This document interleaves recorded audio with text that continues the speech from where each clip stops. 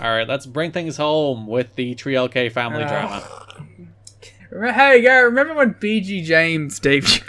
He's not gone for another 4 years. Damn it. The Outlaw, the first Impact of the pay-per-view cycle, April 29th, Outlaw. faced Mikey Batts. He won with the Missouri Boat Rider, the one and only. Don't you call it that around me. Outlaw looked to attack Batts after the match, but 3LK made the save. Then Conan grabbed the mic from BG because they're beefing. He looks so whittle next to him. The Outlaw is the most giant man in this company. Outlaw. He is so big compared to everybody else. Conan grabbed the mic from BG and he got into the Outlaw's face and he said, "I'm going to face you next week." Then BG and the Outlaw locked eyes as the Outlaw laughed, further suggesting there's It's very sensual. something between them. Just the two of Nothing us. sexual. BG would not like but that. would daddy ass? Probably. May 6th Impact. The Outlaw faced Conan. Probably. He's very suggestive as Daddy ass. He likes to pick him. He loves to stick them. Talk about this Outlaw versus Conan match. You like this match. Yeah, I was into it. And I like that Conan threw the shoe at him. And then the crowd all took their shoes off. I do appreciate everyone embracing the Conan shoe taunt. Shoe law. And then, like, fucking Conan just got sconed and it was over.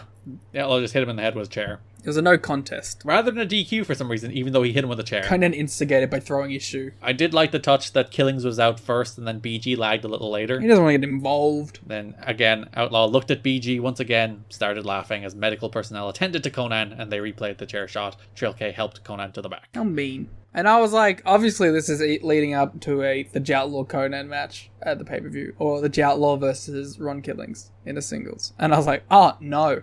If you watch them as they're helping Conan to the back, they make the mistake of actually approaching the ramp from the side slightly instead of walking right up it, so you can see they hesitate a moment. It's funny. It popped. Then on the pay-per-view, you had a tag team match that was meant to be Diamond Dallas Page and BG James versus the Monty Brown and the Outlaw. Yes.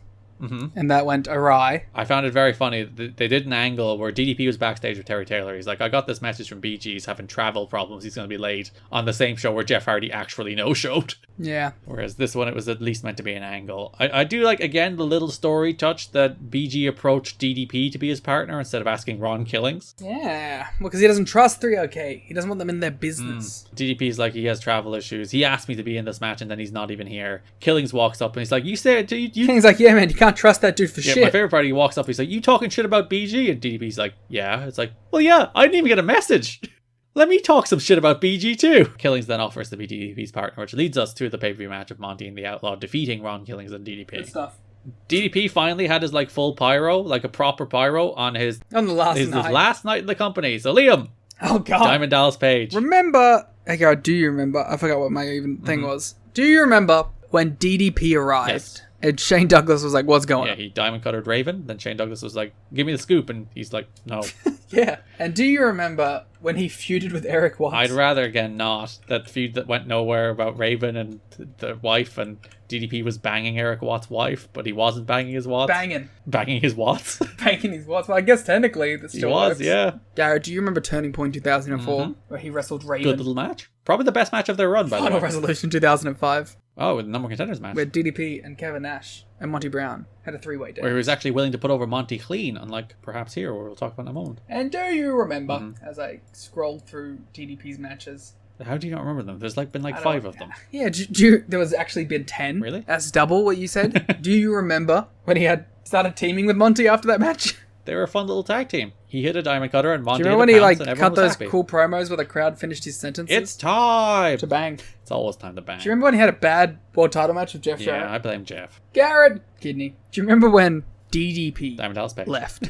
Yeah, that's right now. That's what we're talking about right here. Oh my god, let's talk about it. So yeah, like his run's pretty good. Unlike Dustin, who I actively turned on, every time DDP's out there, it's like, oh yeah, he's gonna hit a diamond cutter and I'll be happy. So I had that going for me. Yeah. I remember when he did that. Hey, Garrett, I got another one. Do you remember when DDP hit the RKO? I don't like you. I think I've worked out what the charm of the Do You Remember segment Upsetting me? Yes, but also me not knowing when anyone leaves. Yeah. So then I have to do this off the top of my fucking head. On the fly, you have to remember what DDP did. Yeah, this is going to get real bad later on. Especially with much longer runs. When Chris Harris is gone and I'm like, oh, fuck.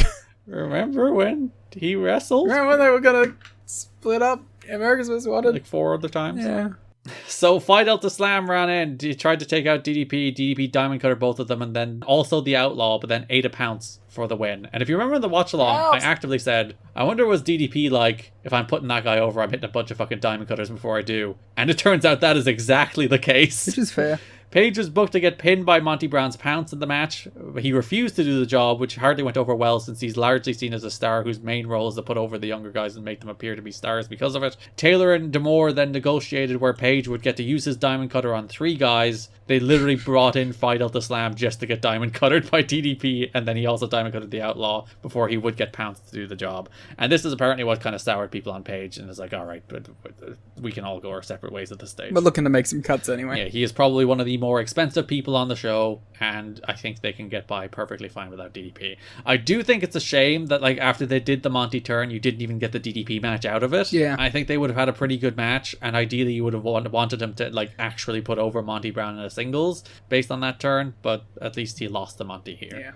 Yeah. Imagine how many people he would have had to have Diamond Cutted in a Monty singles match. He would have had to have thrown out the whole X division at him. If you remember when he was wrestling Raven as well, which he did beat Raven, but also he's like, I'd like to Diamond Cutter a bunch of goons that Raven only had for that feud with DDP. Does he have like a Diamond Cutter quota? I think he knows that it makes him look very cool. It does. It's a great move. I do enjoy it. It's the like if he didn't have the Diamond Cutter, I'd be like, DDP kind of stunk in TNA. Yeah, we all love the Arco. But he hit a bunch of Diamond Cutters. And that pleases me.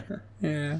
So the important point there was that BG James, while he missed this match to Team Ron Killings, he was in the gauntlet for the gold later. And they were like, oh, he got there on time for his gauntlet match. As you ask questions. I am asking questions. When did you do that in your AJ voice? I think it was more my Dixie voice. They're the same voice. But it's all the same. And then BG and the Outlaw did their little thing in the gauntlet as well. That is your 3LK family drama for the month.